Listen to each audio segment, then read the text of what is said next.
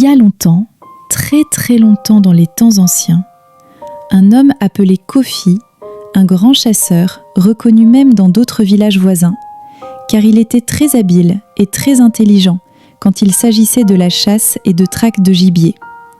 D'autres l'admiraient, mais quand on réussit aussi bien, il y a également d'autres qui le jalousaient. Après chaque chasse, il revenait toujours avec du gibier sur ses épaules, et sa petite famille était très heureuse. Mais un jour, la famine commençait petit à petit à gagner le village.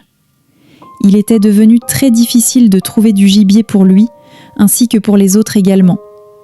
Les pêcheurs, les chasseurs, les agriculteurs, tous étaient concernés par cette pénurie alimentaire, car il n'y avait plus autant d'aliments disponibles sur le marché du village. Quelques jours passèrent, et malgré les pièges placés ici et là, Kofi avait du mal à trouver de quoi nourrir sa famille. Avec les mois, il était devenu un chasseur pauvre, très pauvre, et dont les pièges ne prenaient plus de gibier depuis longtemps, trop longtemps. Et ses enfants, qui voyaient en lui un héros quand jadis il revenait avec plein de gibier sur les épaules, perdaient petit à petit leur bonne humeur et tombaient en larmes pour un rien. Mais dans toute cette tempête de problèmes, sa femme était toujours présente à ses côtés dans les moments les plus difficiles. Elle était toujours là pour lui. Elle l'encourageait à persévérer, car elle lui disait toujours « Mon chéri, tu es brave et fort. Ne laisse pas ces poids sur tes épaules te rendre faible. Tu es l'homme le plus fort que je connaisse. » Fort et revêtu de ce courage que lui apportaient les paroles chaudes et douces de sa femme, il ne baissa pas de bras et continuait à chercher de quoi nourrir sa famille. Mais il avait beau redoubler d'efforts, tester des nouvelles ruses pour appâter les gibiers, mais rien. Il se mit même à invoquer les esprits, consulter les magiciens. Sa condition empirait de jour en jour. Il en était réduit à regarder le gibier passer de loin, pendant que chez lui la faim s'installait et rangeait sa famille. Un jour, il se leva de bon matin. Il se mit à marcher dans la forêt pour vérifier ses pièges, comme d'habitude, les pièges qu'il avait tendus la nuit. Au loin, il entendit un bruit. Il s'approcha lentement, et à sa grande surprise, il trouva dans l'un d'eux une antilope, une splendide antilope de belle taille, et dont le corps fort et clair se détachait dans la pénombre de la fosse, comme une offrande au soleil naissant. Malgré une méchante blessure à la patte droite, elle était vivante. Kofi, d'abord surpris, il leva sa lance, prêt à frapper et à mettre fin à sa vie. Mais ce qui se passa alors dépassa toute son imagination. Alors que la lance se pointait vers elle, souffle, l'antilope se mit à parler et dit « Homme, aie pitié de moi, ne me tue pas !» Par les dieux de la forêt, un animal qui parle? Non, non, c'est la faim qui me joue des tours. Je dois me calmer un instant. Et pourquoi t'épargnerais-je? Ma femme et mes enfants meurent de faim. Je sais aussi que depuis des mois, tes pièges n'ont rien pris. Tu es pauvre et tu as bon cœur. Vois la blessure que j'ai à la patte. C'est en échappant aux griffes d'un lion que je suis tombée dans cette fosse. Mais au lieu de me tuer, au contraire, ton piège m'a sauvé la vie. Tu ne peux pas me tuer après ça.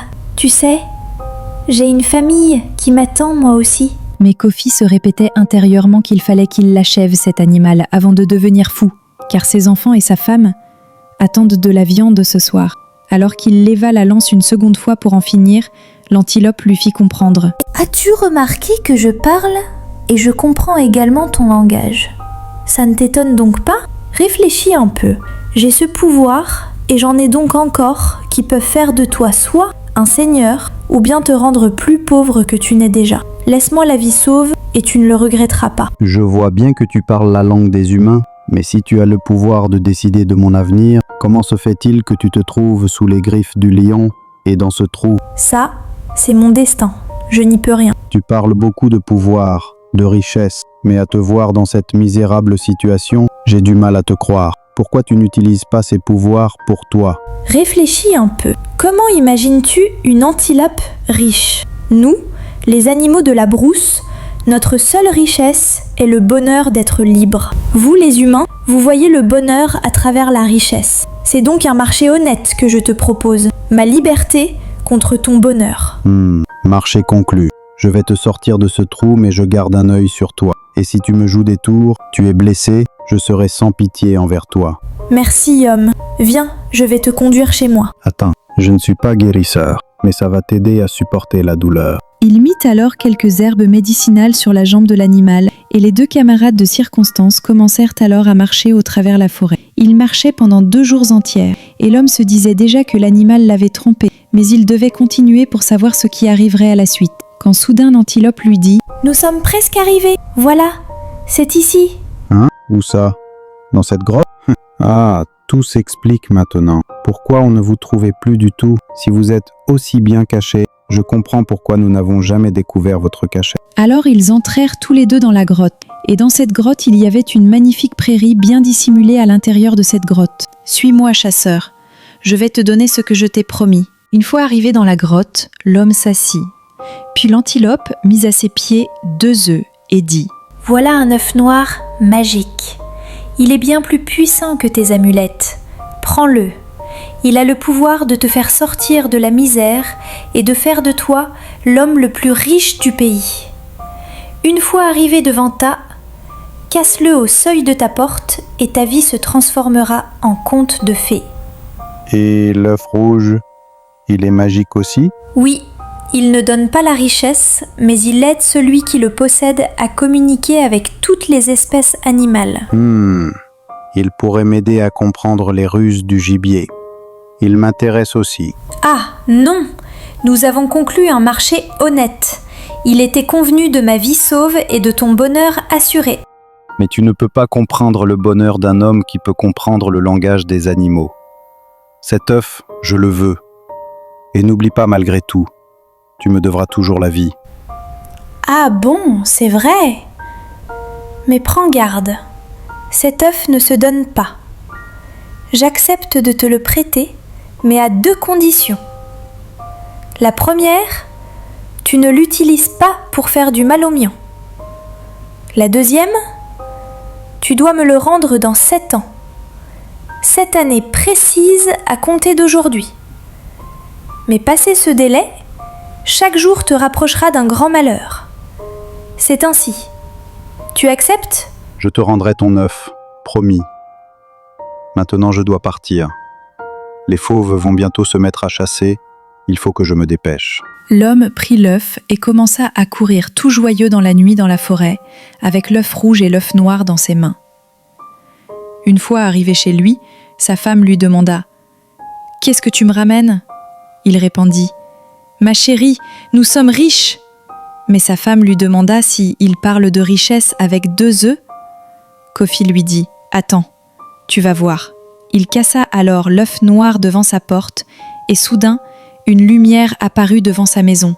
Cette lumière entra dans sa case, et tout brillait à l'intérieur. Tout était rempli d'or et de diamants. À la veille, le village était étonné car Kofi et sa famille étaient devenus soudainement très très riches. Après quelques jours seulement, Kofi était devenu très respecté. Il fréquentait les grands hommes d'autres villages et il devint aussitôt le centre de l'attention dans sa région. Le temps passa. La vie devint prospère. On respecta le miraculé. On le regarda avec envie. Il bâtit une fortune colossale. Les années s'écoulèrent paisiblement. Et un beau matin, pendant qu'il se promenait avec son chien se mit soudainement à courir dans la brousse. Kofi se mit alors à le poursuivre.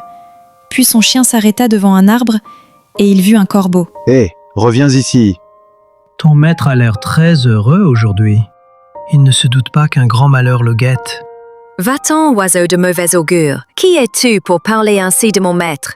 Ton maître est en danger. Je sais ce que tu ne sais pas et vois ce que tu ne vois pas. Que me racontes-tu là, ami oiseau? Et d'où le tiens-tu? Je raconte la vérité et la tiens d'une pauvre vieille antilope de la brousse.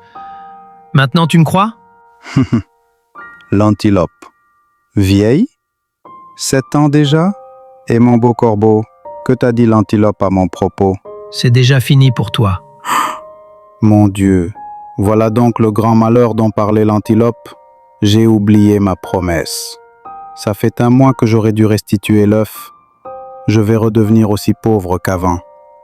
Que faire? Que faire? Et depuis ce jour-là, on raconte que le chasseur ramena l'œuf rouge et s'enfonça dans la forêt à la recherche de l'antilope, mais ne retrouva jamais son chemin, car l'œuf avait perdu son pouvoir. D'autres disent que, pris de honte, il alla vivre en exil loin du regard moqueur des villageois. Ainsi se termine l'histoire de l'homme qui n'a pas su tenir sa promesse. Cette histoire nous enseigne que la parole donnée doit toujours être respectée, car rompre une promesse, c'est trahir la confiance du destin. Elle nous rappelle aussi que la cupidité détruit ce que la gratitude protège. Vouloir toujours plus finit par tout faire perdre. Enfin, elle montre que le vrai bonheur ne se trouve pas dans la richesse, mais dans la liberté, la paix du cœur et la fidélité à ses engagements. En somme, celui qui oublie sa promesse perd son bonheur, et celui qui sait se contenter garde la paix. Le bonheur ne se garde pas dans les mains de l'homme cupide, mais dans le cœur de celui qui reste fidèle à sa parole.